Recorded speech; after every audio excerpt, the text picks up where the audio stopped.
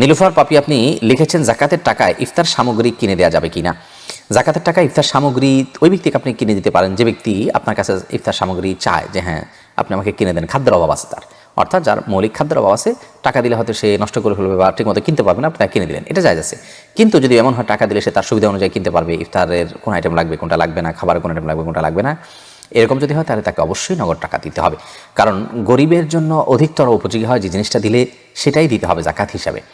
তাকে ক্যাশ টাকা দিলে যদি তার জন্য সেটা ভালো হয় তাহলে সেটাই দিতে হবে, তার সুবিধা অনুযায়ী সে কিনবে। আপনি হয়তো ইফতারের কিছু আইটেম কিনে দিচ্ছেন যেগুলো না কিনে তার অন্য আইটেম কেনার ইচ্ছা আছে, তখন সেক্ষেত্রে তার সে পূরণ নাও চাহিদা পূরণ নাও হতে পারে, এই জন্য তার ক্যাশ টাকা দেবেন, এটাই উত্তম এবং সেটাই আপনার কর্তব্য। আপনি তার টাকা দিয়ে কী কিনে দিবেন না দিবেন সেটা তো আপনার রাইট না, বিষয়টা তার, অতএব তাকে তার টাকা দেওয়া উচিত, এটা তার হক। হ্যাঁ, যদি এমন হয় যে সে এতটাই বোকাশোকা টাইপের মানুষ যে এই টাকা দিলে সে নষ্ট করে ফেলবে, তাহলে তার প্রয়োজন কি জেনে আপনি সেটা পূরণ করে দিলেন জাকাতের টাকা থেকে, সেটা অবশ্যই জায়েজ হবে।